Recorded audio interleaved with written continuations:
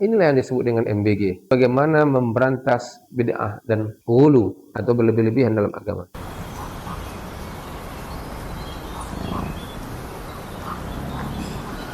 Assalamualaikum warahmatullahi wabarakatuh. Alhamdulillah wassalatu wassalamu ala Rasulillah wa mawala.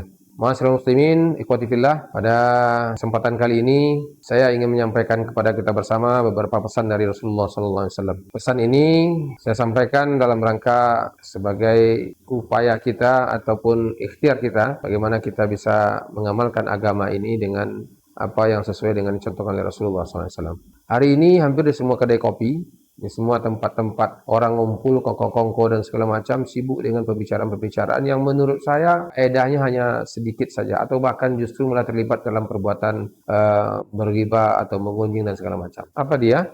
Inilah yang disebut dengan MBG. Hampir di setiap sudut kafe, sudut tempat-tempat umum orang bicara tentang MBG, sibuk membicarakan MBG. Makanan bergizi gratis, mulai dari yang bilang ada di situ penggelembungan lah, markup lah dan segala macam. Menurut saya kita mesti harus berubah karena apapun itu ceritanya program pemerintah, kalaupun ada kesalahan itu pasti ada yang akan mengawasi. Ada inspektorat, ada BPK, ada KPK, ya kan? Ada kejaksaan, semuanya sudah disiapkan instrumen-instrumen untuk mengawasi kebijakan-kebijakan atau program-program pemerintah tersebut. Jadi menurut saya mungkin lebih baik kita pindah sedikit bergeser ke istilah MBG juga. MBG menurut saya yang lebih baik itu adalah bagaimana upaya kita memberantas bid'ah dan ghulu. Nah, ini paling penting karena sumber persoalan hari ini adalah di mana orang jauh dari Allah, jauh dari Rasulullah SAW ketika dia melakukan perbuatan yang dua ini. Pertama bid'ah, yang kedua ghulu. Nah, coba kita bahas hadis dari Ibunda Aisyah radhiyallahu anha. Apa kata Ibunda Aisyah radhiyallahu anha?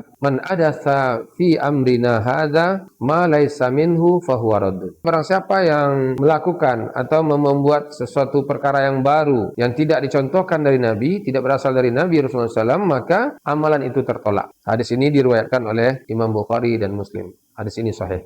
Yang kedua, kita ambil lagi hadis dari Ibnu Abbas, iyyakum wa ghulu fid din. Iyyakum wa ghulu fid din. Hadis ini diriwayatkan oleh Imam An-Nasa'i. Hindarilah olehmu atau jauhlah olehmu akan ghulu terhadap agama. Masalah muslimin ikhwati fillah. Jadi, kalau saya menyebut MBG itu bukan makanan bergizi gratis, tapi bagaimana memberantas bid'ah dan ghulu atau berlebih-lebihan dalam agama. Bid'ah ini kadang kontradiksi memang di sebagian para kaum muslimin, di mana ada sebagian mengatakan ini bid'ah, ini tidak. Saya tidak masuk dalam wilayah itu. Yang penting bagi kita adalah sepanjang dia tidak ada dalil yang tidak dicontohkan oleh Rasulullah SAW, maka hal itu harus kita hindari. Kenapa? Kita capek berusaha beribadah, melakukannya berulang-ulang. Mungkin habis tenaga, habis waktu dan segala macam. Tapi ternyata besok di akhirat itu tidak ada nilainya. Tidak dipandang oleh Allah dan bahkan tidak dipandang oleh Rasulullah bahwa itu adalah perbuatan yang menilai pahala di sisi Allah SWT. Maka itu dihindari. Kenapa? Karena kita akan masuk ke dalam kelompok orang-orang yang merugi dan menyesal besok di akhirat. Nah, yang kedua, ghulu. Ghulu ini luar biasa juga kalau di Indonesia. Terlalu berlebih-lebihan kepada sesuatu dalam agama. Contoh misalnya, ketika seseorang sudah begitu fanatik terhadap kiai, apapun yang diminta kiai dia kasih. Tidak hanya sekedar cium tangan secara berlebih-lebihan, bolak-balik gitu kan, sampai jalan merangka-rangka, bahkan kaki kiai pun dicium atau kaki Habib pun dicium. Ini kan luar biasa. Ini tidak pernah dicontohkan oleh Nabi.